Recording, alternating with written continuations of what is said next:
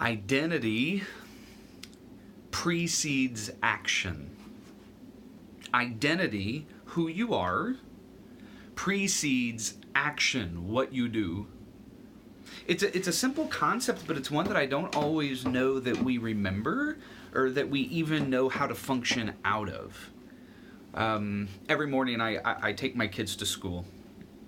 And in each of them we have our own little rituals, but it's my youngest, my 5-year-old, that I have to repeat the same thing over and over, because there's a part of him that he just loves life so much, he gets so zealous, that at times he just kind of forgets who he is. And he starts acting in ways that isn't who we are. And so every single morning, after I drop off all the other 3, I'm taking my youngest, Robert, to class, to his kindergarten school. And as we come around the corner, I turn down the music and I say, "Okay, Robert, who are we?" And immediately now he responds, "We are the Wood family." And I say, "Okay, who is the Wood family?" He's like, "Wood family are Christians." And I say, "And what do Christians do?" And then he has this litany of things where he's like, "Well, Christians help people. They don't hurt people with their words or with their feet or with their hands," because we were having some issues with that. And then he also says, "Christians listen and they obey." And then I always tell him this. I say, "Hey, Robert, that is awesome, dude. Remember who you are." I talked to him like, "Man, I have been so proud of the way that you have been just killing it in kindergarten. But just continue to remember, son, who you are." Why? Because identity precedes action. Stuart Briscoe once said, "The more you tell someone who they are, the less you have to tell them what to do." But typically in the church, it seems like we flip this. We spend most of our time telling people what to do, and we kind of forget to tell them or to talk about who they are, identity.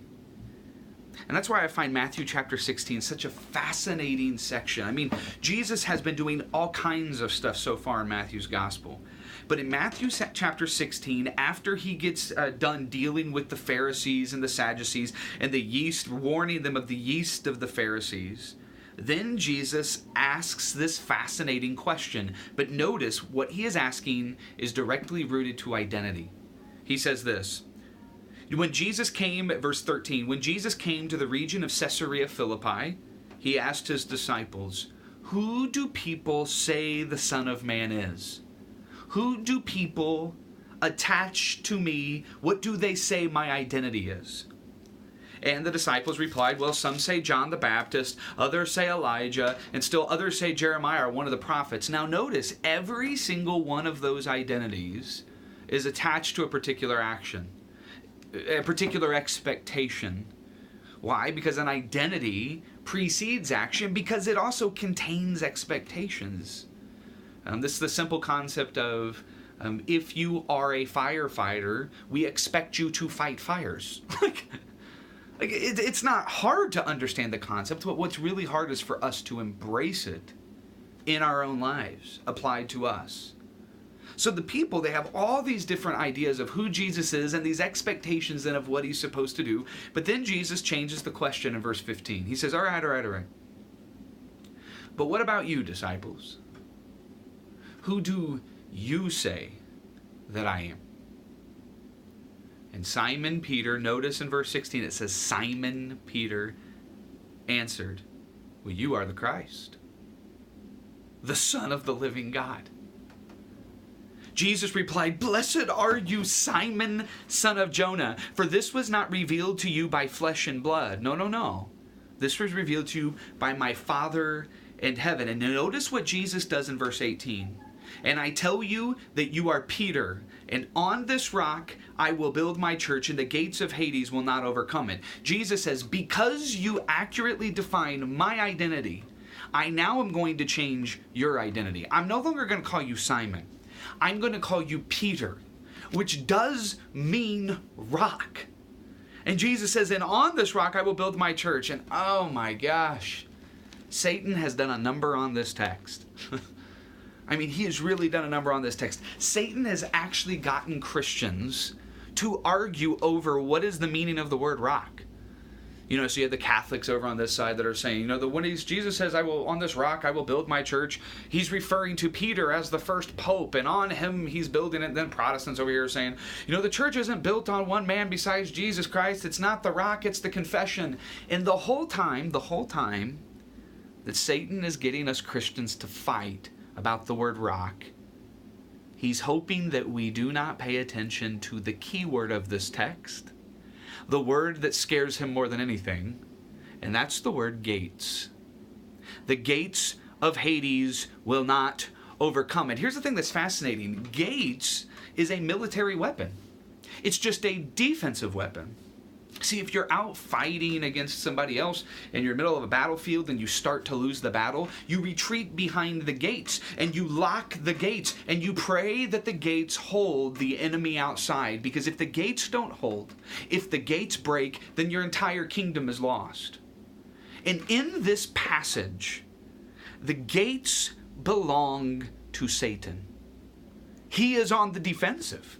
He is the one cowering in his line, because when he was out fighting the battle, he lost. At the cross, he lost, and he knows his time is short, and he has barricaded himself in, hoping that the sons of God do not understand their identity by perpetually distorting and misunderstanding Jesus' identity. See, because here's the kicker. Our identity precedes our action, but we receive our identity by understanding clearly who Jesus is. That's why this passage begins with, "Who do you say that I am?"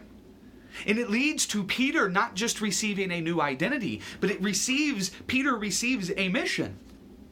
Because with Peter's identity as a rock, as the confessor of the identity of Jesus, as one that now holds the keys to the kingdom, that will preach on Pentecost, that will preach in Acts 10, that will preach to the ends of the earth, he gets a mission. Because every identity precedes action, but every identity also contains a mission. And that's why the question of who is my identity ends in verse 21 with Jesus saying this.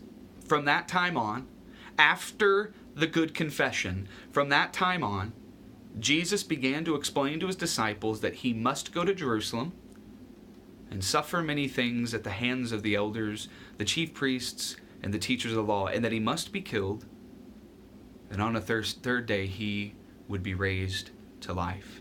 Every identity precedes our actions, and every identity comes with the mission. And so here's my question for you to wrestle with this week.